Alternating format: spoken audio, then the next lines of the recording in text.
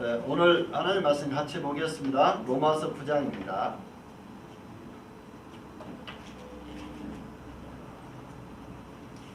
로마서 9장 14절부터 18절까지 보겠습니다.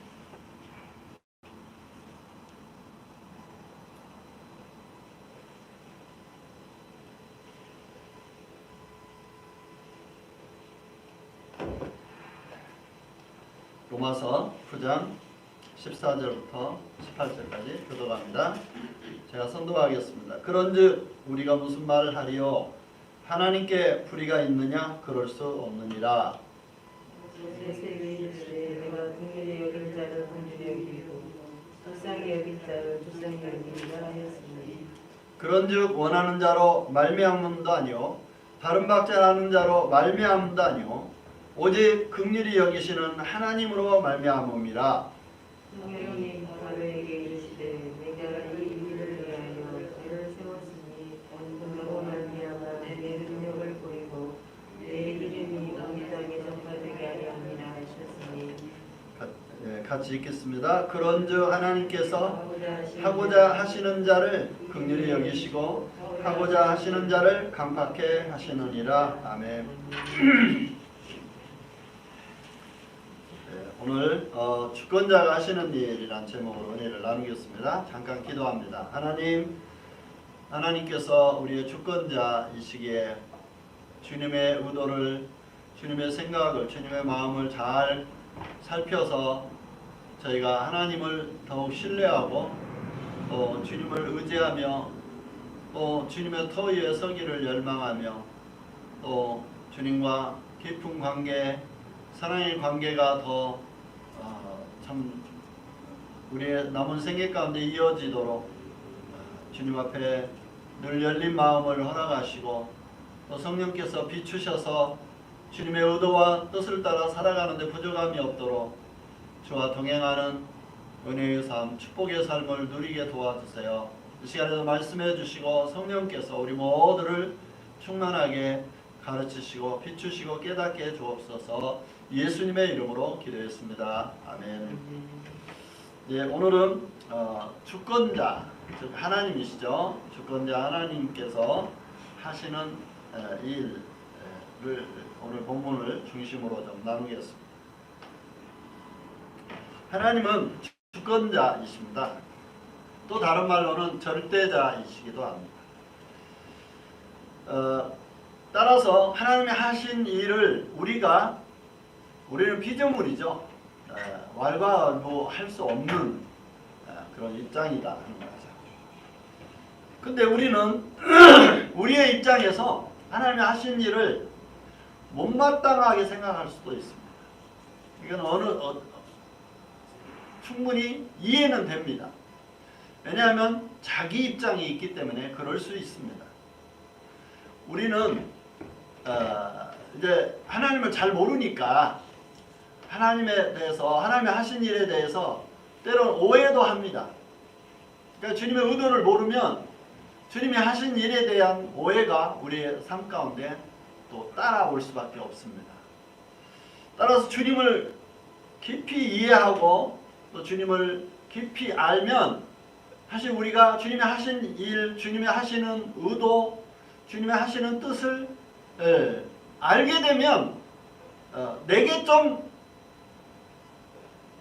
불편하고 아닌 것 같아도 하나님의 하시는 일을 긍정하고 받아들이고 또 아멘하고 순종할 수가 있습니다. 근데 우리는 이제 하나님의 주권, 즉 하나님이 하나님이시고 우리는 그의 피조물이기 때문에 하나님의 의도를 다 알 수는 없습니다. 그러나 미처 몰랐던 것도 시간이 지나가면 하나님이 왜 그렇게 하셨는지 하나님의 의도와 마음을 뒤늦게 깨달을 수도 있습니다. 어쨌든 하나님이 하시는 일을 오늘 본문을 통해서 좀 같이 나누겠습니다. 첫째로 하나님은 불의한 하나님이 아니십니다. 불의하다 하는 말의 반대는 의롭다라는 말. 하나님은 의로우십니다. 따라서 불의하지 않으십니다. 근데 우리는 원래부터 의로운 자가 아닙니다. 태어날 때 우리가 태어난 아기를 보고 너는 불의한 자야 이렇게 하기는 좀 그렇죠. 그런데도 불구하고 인간의 본성이 자라면서 또 커가면서 하는 일마다 이렇게 하나님의 뜻과 반대되는 생각과 삶과 그 열매를 맺을 때가 많습니다. 그런데도 하나님은 우리를 의로우신 하나님이신 그분이 불의한 우리를 불쌍히 여기십니다. 그리고 심지어는 사랑해 주십니다. 또 어떨 때는 심지어는 너무 이쁘다고 해주십니다. 하나님이 우리를 이뻐서 이쁘다고 할까요? 하나님이 눈이 좀 낮은가요? 하나님이 불의해서 우리와 똑같이 되기 위해서 그렇게 봐주시는 걸까요? 아닙니다. 하나님은 절대자이시고 의로우신 분임에도 불구하고 하나님은 불의하지 않으세요. 하나님은 성품 가운데 온전한 의와 온전한 거룩하신, 또 온전한 선하신, 또 온전한 공의로우신 분이십니다. 그런데도 하나님은 이 땅에 행하신 일들을 통해서도 의로움을 나타내십니다.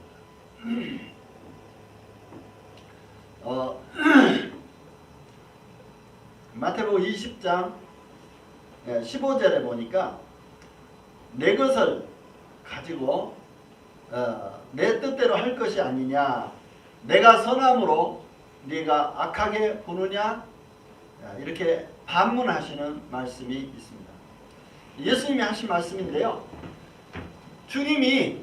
예수님이 자기의 것을 가지고 자기 뜻대로 한다. 모든 사람이 다 그렇죠.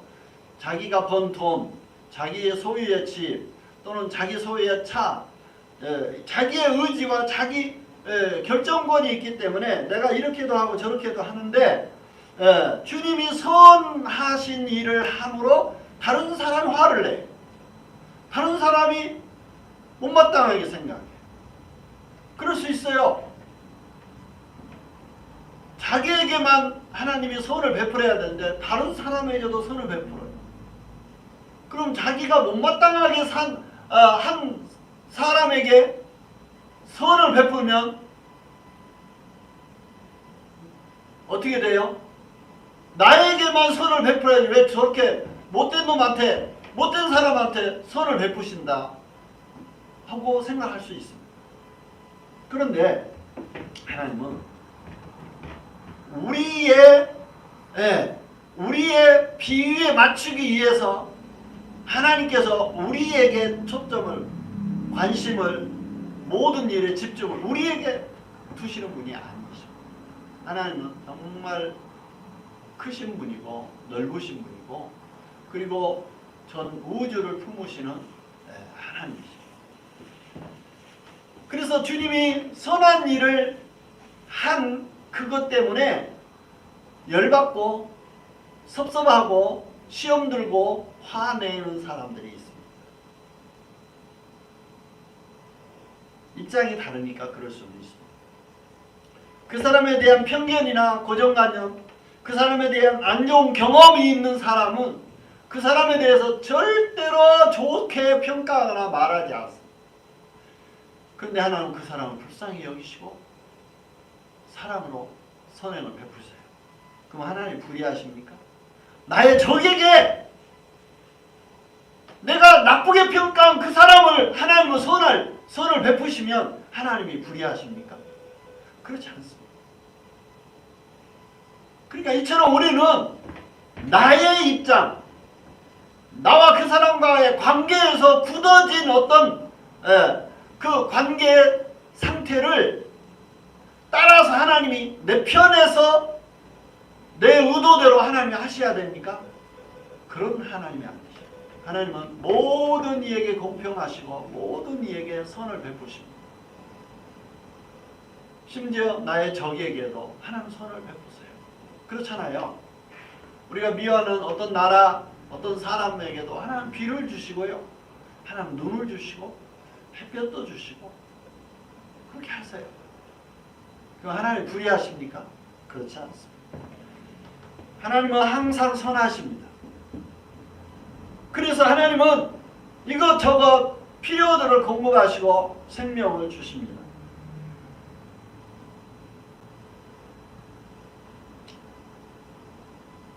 그래서 우리는 하나님의 주권자이신 것, 절대 주권자이신 것을 항상 인정해야 됩니다. 그렇지 않으면 우리가 시험 들을 일이 너무 많습니다. 네, 우리 마음에 안 드는 사람들은 맨날 가다가 넘어져야 되고 이런 악한 우리가 괜찮다고 하는 나도 꽤 괜찮은 사람이 한 사람도 내 적에 대해서 못마땅한 사람들에 대해서 우리가 그런 감정이나 그런 사람들이 있을 수 있습니다. 물론 없는 분도 있죠. 모든 사람과 친하고 잘 지내는 분도 물론 있습니다. 근데 중요한 것은 우리와 상관없이 특정인과 상관없이 하나님은 모든 사람에 대해서 선을 베푸시고 계신다. 왜요? 하나님은 선하신 분이기 때문에 그렇습니다. 그렇기 때문에 주님이 선한 일을 행하시고 나타내시고 역사하시는 이 일들에 대해서 우리가 토를 달면 안 됩니다. 그것은 바로 우리가 불의하다는 증거. 물론 자기 입장에서 자기 생각에 자기 중심에 자기 관점에 그런 자기 중심성이 다 있습니다. 그럼에도 불구하고 하나님은 우리와 다르십니다. 그래서 언제나 선하시고 모든 사람에게 공평하시고 또 차별하지 않으시고 또 선을 베푸시고 공의를 나타내십니다.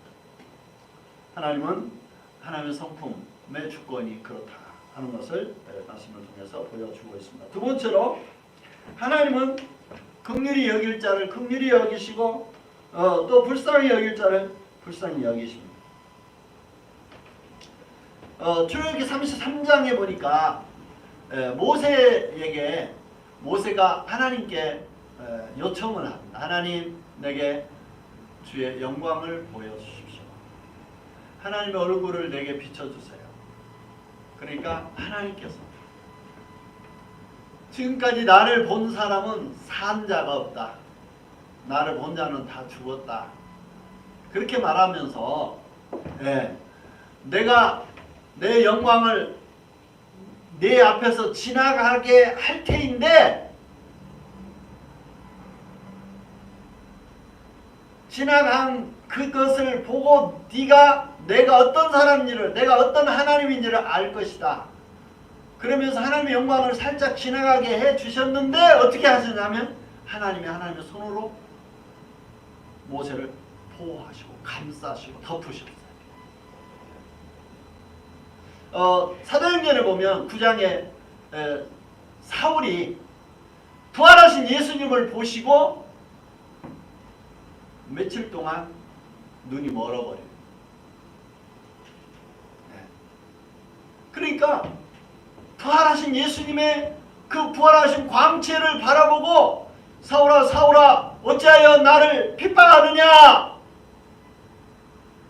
하나님 내가 하나님을 핍박하다니요. 무슨 말입니까? 내가 하나님 이름을 위해서 하나님을 위해서 하나님 영광을 위해서 내가 목숨 걸고 지금 예수 믿는 자를 핍박하고 있지 않습니까? 가두고 있지 않습니까? 그런데 그 행위가 예수님을 핍박하는 모습으로 완전히 사울이 뒤집어졌습니다. 쇼킹했죠. 도저히 이해할 수 없는 상황이 벌어집니다. 즉 부활하신 예수님이 직접 이 사울에게 나타내 면담해 주십니다. 그런데 문제가 벌어졌어요. 부활하신 예수님의 영광을 보자 눈이 멀어버려. 아무것도 안 보이는. 근데 그때 자기와 함께 있는 수많은 동료들이 있었습니다. 그 그런데 아무도 사울과 같은 사울이 들었던 예수님의 목소리를 듣지를 못했어요. 근데 전부 다 기절하고 혼비백산하고 엎드려서 그 강한 부활하신 예수님의 그 얼굴 앞에 빛 앞에 전부 다 꼬꾸라지고 기절을 했어요. 근데 바울만 주님의 부르심을 받은 거. 사울만 받은 거.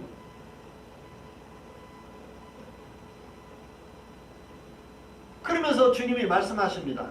내가 너를 이방인의 왕과 이방인을 위한 사도로 내가 너를 보낼 것이다 라고 말합니다. 그러면서 그걸 확인해 줍니다. 너는 다메섹으로 들어가라. 들어가면 내게 일러줄 사람이 있을 것이다 하고 미리 천사를 통해서 부활하신 예수님이 아나니아를 통해서 이제 그 사울이 곧 올 테인데 그를 안수해서 그에게 내가 이방인을 위한 왕과 이방인을 위한 사도로 불렀음을 말하고 안수해 주라고 말합니다. 그러니까 예비하시죠. 그리고 준비시키시고 그리 보내십니다. 가서 만났는데 그의 머리에 안수하자 사울의 눈이 비늘 같은 것이 벗어지면서 눈을 뜨게 됩니다. 보게 됩니다. 그러면서 듣습니다. 예수님이 이방인의 왕과 이방인들을 위하여 너를 보내셨다. 파송하셨다. 너는 이방인을 위한 사도로 네가 갈 것이다. 라고 말하면서 사울이 목격한 부활하신 예수님을 이제 그분이 하나님과 하나님의 아들이셨음을 깨닫고 그분을 그 만난 그 사건 현장을 전하기 시작합니다. 자, 이처럼 하나님은 하나님의 주권적 그 뜻과 의도를 나타내십니다.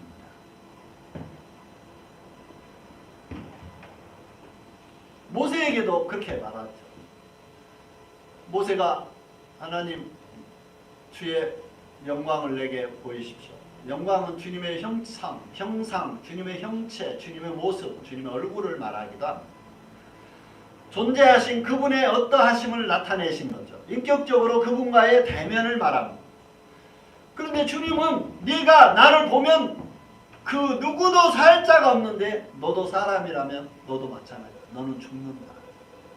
그러면서 주님의 손으로 바위 틈을 살짝 지나가는 주님을 뒷모습을 보긴 했어도 주님의 손으로 그를 보호하시면서 덮어주셨어요. 그래서 이 모세가 죽지 않고 살아서 주님의 빛을 살짝 본 겁니다. 그러면서 말합니다. 나는 긍휼히 여길 자를 긍휼히 여기시고 불쌍히 여길 자를 불쌍히 여긴다고 말합니다. 오늘 본문에 나와 있는 이 사도 바울이 로마 교회에 하는 말씀의 핵심이 그겁니다. 하나님이 주권자시고 하나님이 하신다는 거예요. 여러분 왜 로마서에 있는 교회에 바울이 이 말을 했을까요? 바울은 말하기를 로마에 있는 사람들은 그들이 세계 최고의 나라 강대국이라는 자부심이 대단했어요. 그리고 그들이 숭배하는 그들이 믿고 있고 의지하는 이 그 퀴리오스 왕을 존중했을 뿐 아니라 왕의 백성이라는 자부심이 대단한 거예요. 그런데 바울은 말합니다. 로마에 있는 힘을 지금 이 로마 책은 이 서신은 바울이 로마에 있는 구원받은 성도들과 로마 사람들에 향하여 외치는 편지. 바울은 말하기를 말합니다. 하나님이 주권자이시다. 하나님이 불쌍히 여길 자를 불쌍히 여기시고 긍휼히 여길 자를 긍휼히 여기시고 하나님이 주권자라고 하는 것입니다. 그런데 로마 사람들은 왕이 주권자라고 합니다. 백성과 영토를 가진 왕, 즉 퀴리오스, 그들이 주님으로, 주인으로, 그리고 자기들은 그의 노예, 그의 백성, 그의 소유된 사람들로 인식하는 것이 당대 팽배한 그런 문화였고 생활 습관이었습니다. 그래서 그 로마인 시민권이 있는 사람들은 말할 것도 없이 굉장한 세계 최고의 자존심과 자부심이 있었어요. 오늘날 말하면 미국인의 자부심이 있는 것처럼. 그러나 더 중요한 것은 하나님이 로마인들에게 바울을 보내서 하시는 말이에요. 하나님이 주권. 하나님이 긍휼히 여길 자를 긍휼히 여기고 불쌍히 여길 자를 불쌍히.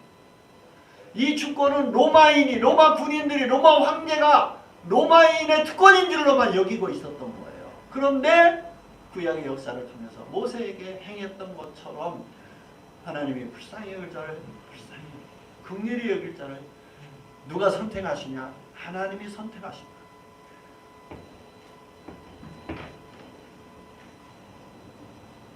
그래서 하나님이 주권자이신 것을 사도 바울은 로마인에게, 성도들에게, 그리고 로마에 있는 사람들에게 선포합니다.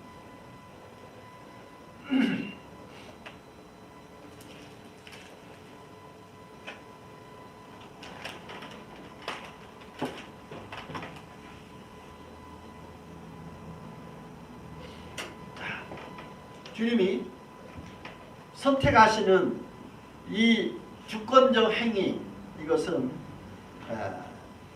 하나님의 사랑, 하나님의 선하심, 하나님의 의로우심, 하나님의 그 마음, 주님의 뜻에 의해서 하신 거죠.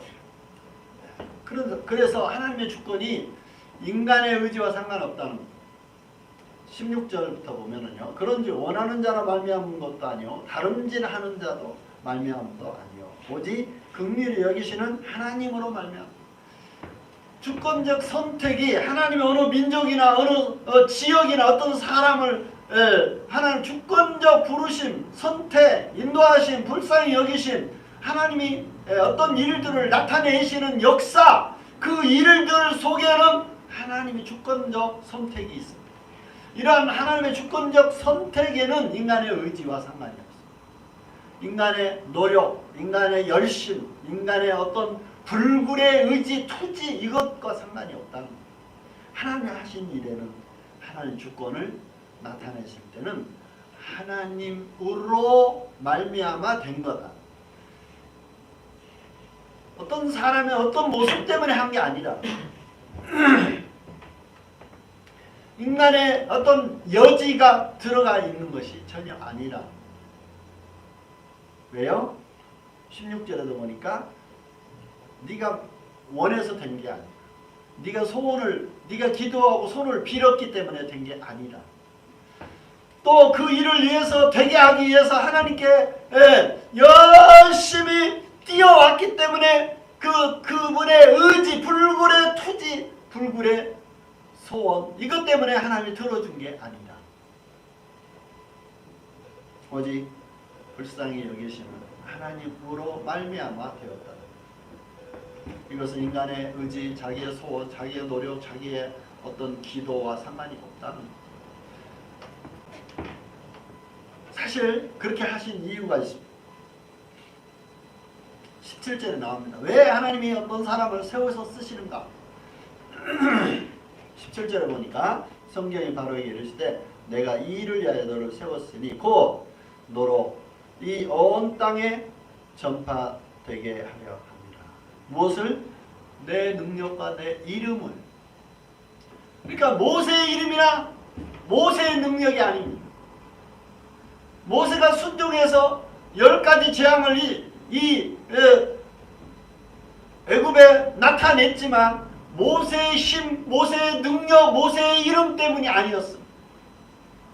보내신, 선택하신, 그리고 파송하신, 그리고 나타내기를 원하신 주님의 이름, 주님의 능력, 주님의 어떠하심 때문에 그렇습니다.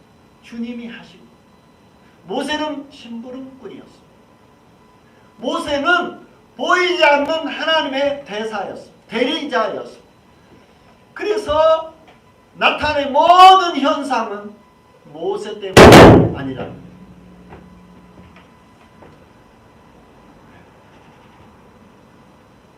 중간에 만지지 마세요. 들리기만 하면 놔두세요. 네. 그러니까 모세가 어떤 열심이 있어서 한 거예요. 물론 모세가 열심히 순종했습니다. 하나님의 뜻대로 하나님이 원하시고 하고자 하시는 일에 대하여 모세는 정말 진심으로 찐으로 순종했습니다. 그럼에도 불구하고 하나님의 능력과 하나님의 뜻, 하나님의 의도가 모세 때문이 아니다. 내 능력을, 내 이름을 위해서 모세는 심부름꾼으로 씁니다.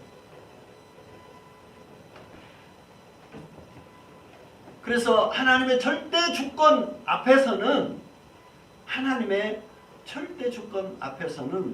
인간의 원함, 인간의 어떤 의지와 상관이 없다는 거예요. 물론 하나님의 의도가 인간이 순종하지 않으면 하나님의 의도가 소멸될 수도 있습니다. 물론 하나님 또 다른 사람을 세우시겠죠.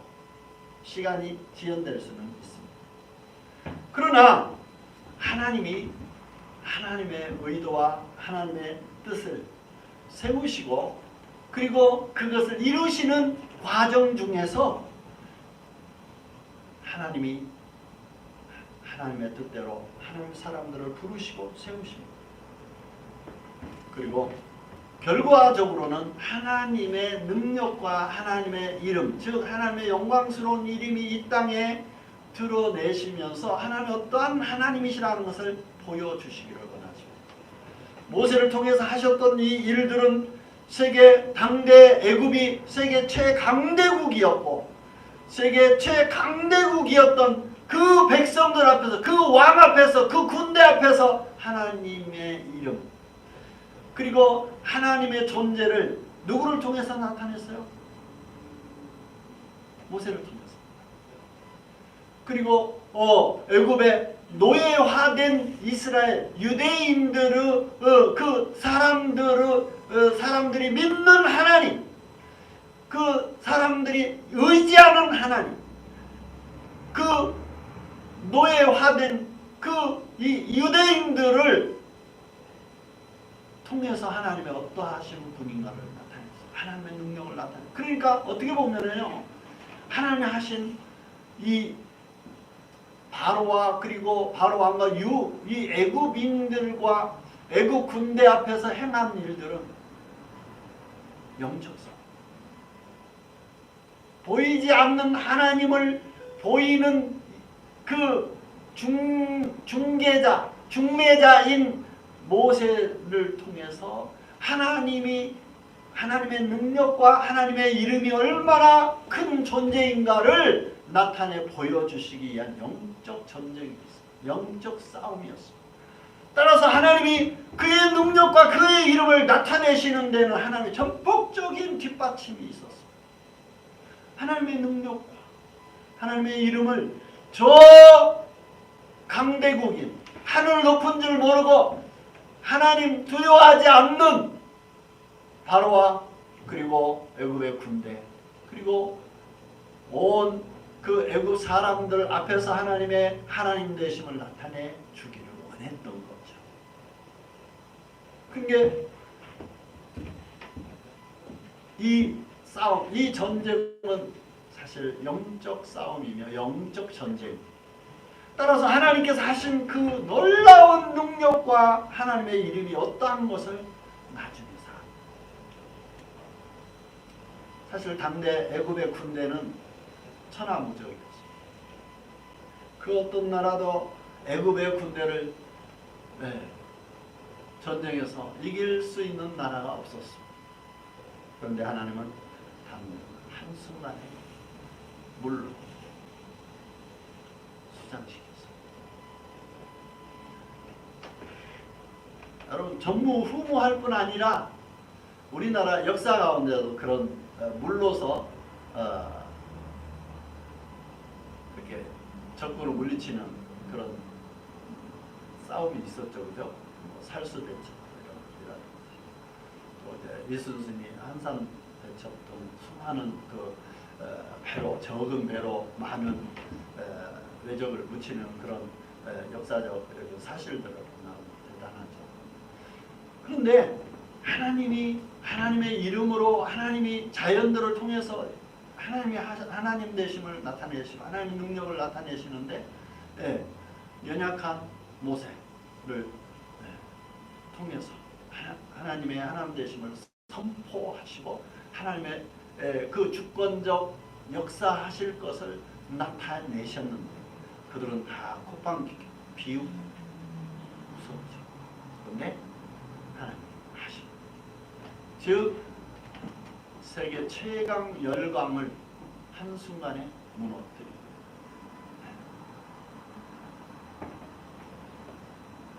하나님이 하나님의 능력과 그의 이름을 나타내시는 것은 이처럼 하나님이 하나님 때에 하나님 사람들을 불러서 쓰십니다. 하나님이 주권자이시기 때문에 그렇습니다. 아무리 보잘것없는 사람도 우리는 외모를 보거나 또는 우리는 우리 판단력에 의해서 사람들을 판단하는 판단은 사실은 옳지 않습니다. 자기 생각에는 자기 기준에는 자기 보기에는 맞을 수 있어요. 네, 맞아요. 자기 논리로 자기 관점으로 자기 보는 시각으로 틀림없이 맞아요. 그런데 그 사람은 하나님과 함께하거나 하나님을 신뢰하거나 하나님이 붙들고 있는 사람이라면 그건 틀립니다. 그 사람 말은 맞지만 하나님이 뒤에서 역사하시는 그 역사가 그 사람과 함께 있고 그 사람이 하나님을 사랑하고 하나님이 그 사람과 함께하고 있다면 그 사람의 판단과 말은 틀린 말이 될 수 있습니다. 물론 맞을 수도 있습니다. 따라서 우리는 하나님의 주권 앞에서 그리고 선하신 하나님이 능력의 하나님이 그리고 하나님의 이름 앞에서 우리의 생각이 내려지고 또 절대자이신 그리고 주권자이신 하나님 앞에서 어떤 사람이나 어떤 일이나 어떤 사건들을 평가하는 데 있어서 우리는 때론 주저없이 이렇게 자기 의사, 자기 판단, 자기 어떤 주관적인 생각들을 말할 수 있어요. 근데 우리는 때론 발견하게 돼요. 우리의 생각이 틀렸다는 것을 뒤늦게 발견할 때가 종종 있어요. 왜 그렇습니까? 하나님이 하시고 우리의 생각, 우리의 판단, 우리의 내 중심적인 내 관점이 얼마나 거리가 있는가를 때론 발견하게 됩니다. 자, 하나님이 크신 하나님이십니다. 그리고 하나님의 이름이 이 땅에 헌천하게 온 만민에게 하나님의 이름이 세워질 것입니다. 지금도 땅에 하나님의 이름이 많이 무너져 있습니다. 하나님의 사람들이 하나님을 잘 모르고 살아가고 있는 것입니다.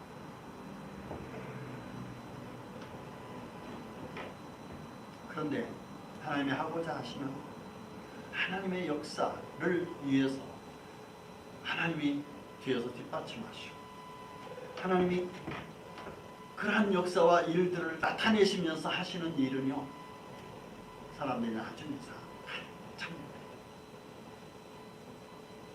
왜요? 하나님의 이름이 크신 하나님을 알 때는 자기도 모르게 하나님이 역사하신 그 역사 앞에 겸손하게 될 것입니다. 그리고 깜짝 놀라게 돼요.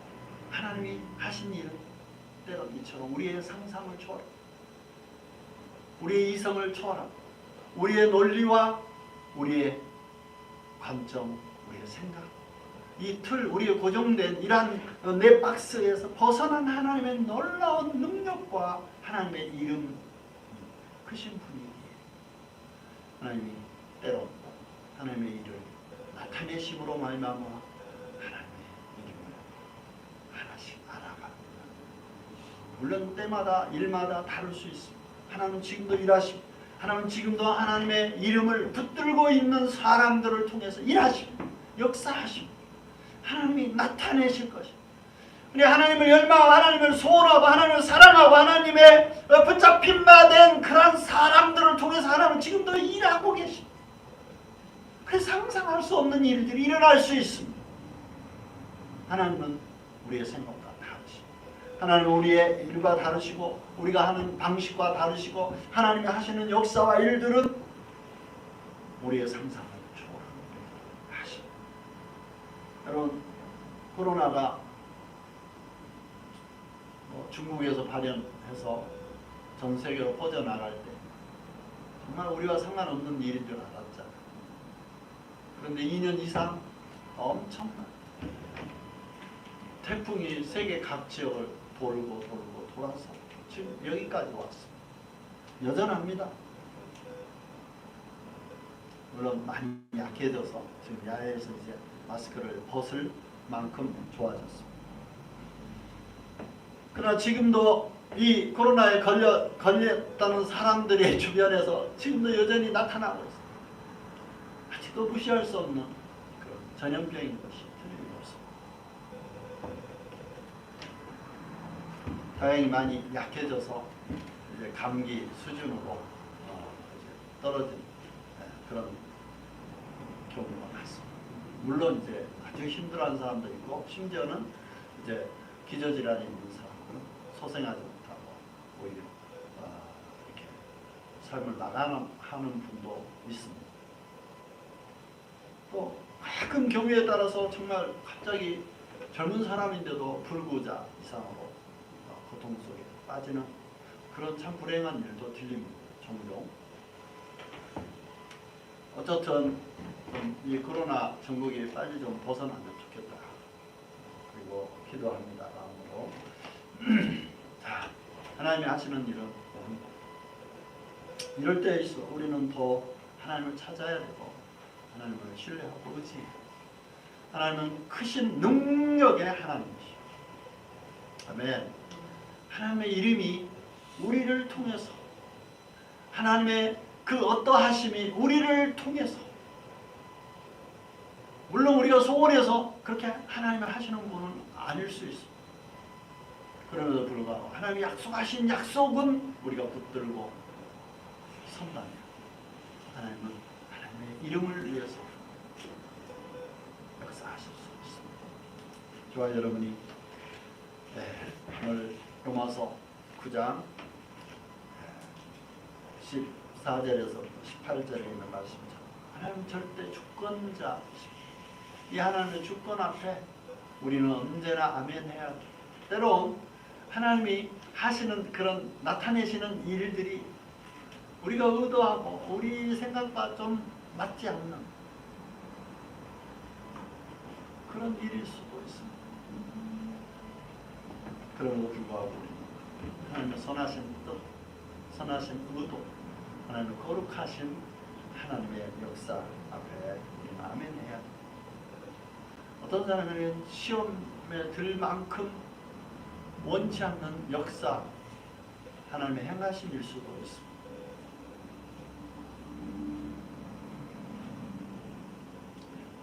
그래서 하나님과의 관계를 맺는 것은 결국은 내 생각이 자꾸 내려지는 것이 필요합니다. 양파 껍질 벗겨두듯이 정말 소갈머리가 없는 것처럼 내 생각도 자꾸 내려지는 것입니다. 주님의 뜻만 내 생애 가운데 담는 그런 인생이 됩니다. 혹시 하나님 앞에서 주님의 능력 그리고 주님의 아름다우신 영광을 드러내는 하나님의 백성이 되리라고 이렇게 믿습니다. 저와 여러분이 지속적으로 주권자 하나님 앞에 경외함으로서는 생애 되기를 주님의 이름으로 축복합니다.